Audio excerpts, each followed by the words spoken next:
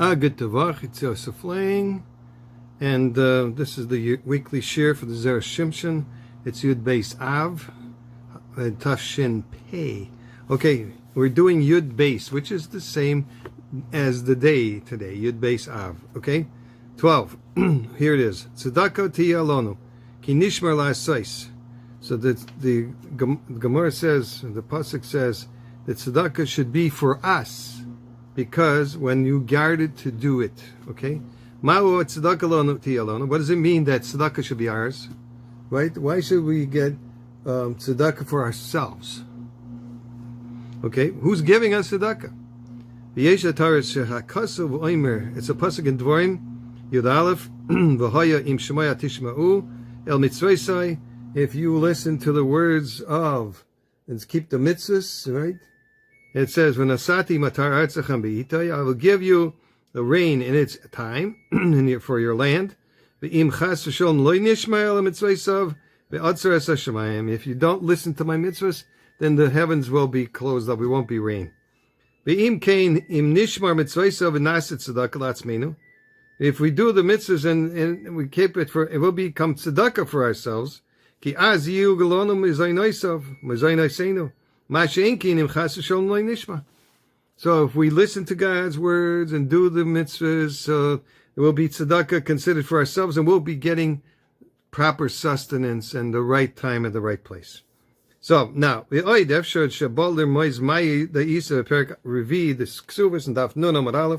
it says here, so it's a pasuk in Tehillim, great wealth and oisher and wealth, that righteousness will remain forever.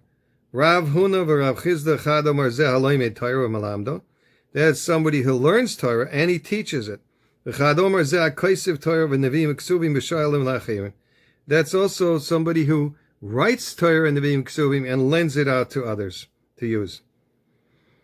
The Gemara says in Chagiga Daf Zayin Amud Aleph Ala Pasuk Re'ei Limadati Aschem Chukim U'Mishpatim Kasher Tzivani Hashem Elokai. So remember what I've told you. I've commanded you. So there are Chukim and Mishpatim. I'm not going to translate those words because it's almost impossible. That Kasher Tzivani, like I commanded Hashem Elokai, like my God. Mani bechinam. So what's the emphasis here? Just like I teach you for free, God's taking that. So afatem bechinam. So also you should teach for free.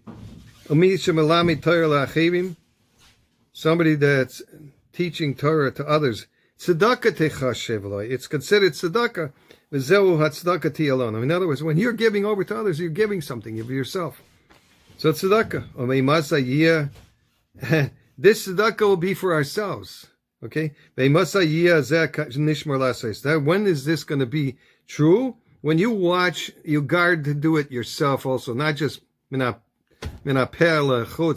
just give drushes, nice drushes, but what are you doing? Just like I commanded you for free, so also you should do it to teach Torah for free. So also in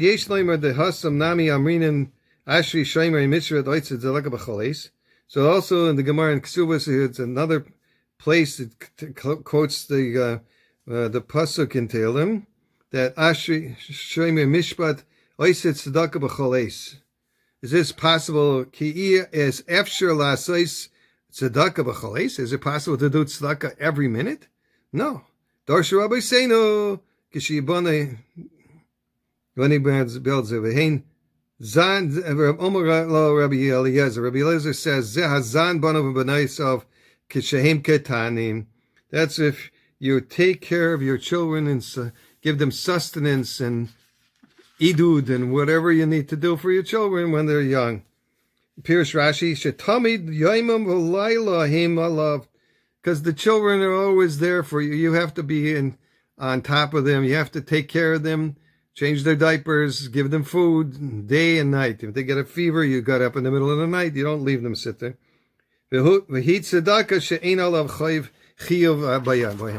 The tzedakah that he doesn't have an obligation completely. Therefore,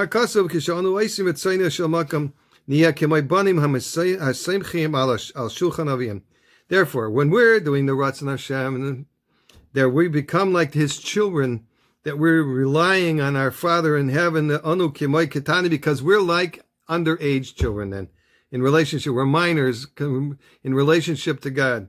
The Gadol HaSemech Al Shulchan Aviv Kin Mikri Katan, because the rule is that even a person that's over age, he's over 13, 12 and 13, or even 20, he's still living at his parents' home, he's considered a minor because he has to rely on his father's income.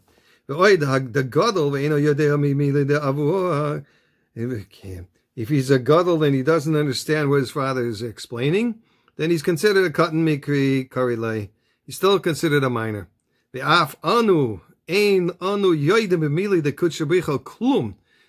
we too are in that position in a certain way because, yes, we are intelligent and we don't, but how can you possibly imagine even Moshe Rabbeinu is smarter than God? It ain't happening.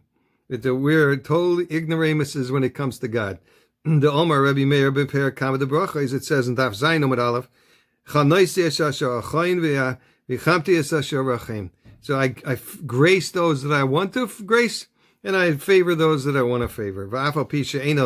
Even though he's not fitting to get this amount of money or this amount of brains. So sometimes there's also the condition that the Moshe Rabbeinu was grappling with at Har Sinai. He said, look, there's sometimes that tzaddik he has it good, and sometimes that tzaddik he has it bad. So it depends. The Gemara in Brachos says a number of terutzim on Daf Zayin. Okay, hold on. So when it comes to the segula for Zera Shimshon, there's an interesting story. It's not. I'm going to cut it short because it's very nice and long, but it shows a very interesting point, how to make a decision. Here's a story that shows just what I mean. For many years, my family and I lived in Eretz Yisrael, where I had been positioned as a Magid Shir, teaching yeshiva bachrim the fine points of a sugya on a daily basis. I loved what I did. I loved teaching Torah. I loved the geschmack of digging deeper and deeper into a sugya. I loved watching the bachrim's eyes light up when they grasped the depth of an idea.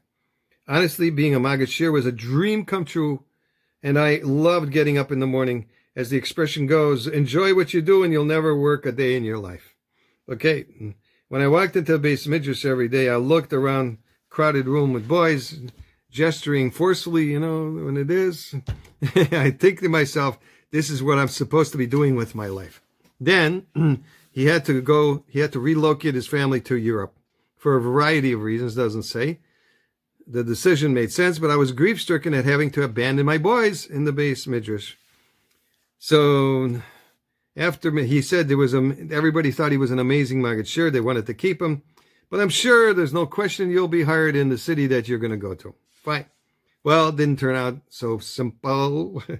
After the family settled and children had been placed in new schools, I began following up in the local yeshivas and I had reached out to before the move. Everywhere I went, I received the same answer. We're so sorry. We love to have you on staff, but as you can see, we have more rebbeim than we need. I didn't doubt them, but I needed a job, and more than that, I needed to teach Torah. It was something I had to do. I wasn't shy about the situation, figuring the more people knew that I was in the market for the job, the better. So we talked it over. One day I heard about the Sefer Zera Shimshon, and how it was a segula for pretty much everything. I decided it wouldn't be a bad idea to begin a daily Seder in the Sefer that we were talking about. To begin a Seder, however, I needed a copy. He didn't have a copy of Zera Shimshon. So no big deal. I thought I'd just go down to the bookstore and pick one up. In my mind, it was a done deal. I walked into this rhyme store, and he said to the salesman, can I help you? Yes, I would like a copy of Zera Shimshon. Give me a minute here. He looked it up on the computer, then went to the back of the store. Sorry, we don't currently have it in stock. Okay, I'm not a guy who gives up easily, so I picked up the phone and called a cousin of mine who lives about 3 hours away. This was a choice, not to just throw up my hands in the air and say, what do you want from me? I tried. I chose to keep on trying until I achieved my goal. We caught up on a family news before. Any chance you could do me a favor? He said, what can I do for you? I would really appreciate if you would take a few minutes and go to your swarm store for me and get a copy of the Zera Shimshon. I'll see what I can do, cousin says. So the cousin kept his word. He found the Zera Shimshon in the swarm shop and sent it to me a few days later. I immediately began a Seder in the Sefer and studied it for about 10 minutes every single day. So it doesn't take a long time. And somebody's Vortlach anyway, maximum 15 minutes. You'll see from the shir. Now, I know that many people scoff when they hear stories such as this, how somebody did a segula and saw incredible results within a miraculously short amount of time. But what can I do? The story happened to me. It was a funny thing. About 2 weeks later, my phone rang, and I found myself speaking with the dean of one of the yeshivas I had approached when I moved into the city. We had a perfect shir for you, he said. We have a perfect shir for you? It's very similar to the type of position you had back in Eretz Yisrael, and we know that you are the man for the job.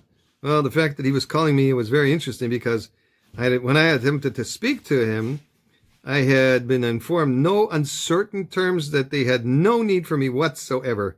And now they wanted me for the perfect position. Okay.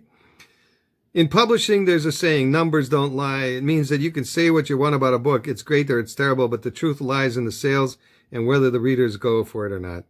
Here, too, I can only say that things began to change for the better once I began learning the Zera Shimshon on a daily basis. It seems clear to me that this Sefer is extraordinary on many levels, and yet I make no promises and do not claim that it is the cause of miracles. At the same time, there's no discounting the adage that numbers don't lie.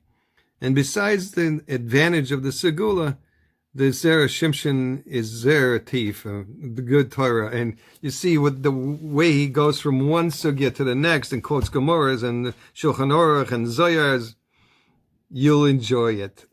Have a wonderful week, a gesunte week, and a simcha dika week, because it's almost Tu B'Av. Okay, have a good day. Bye.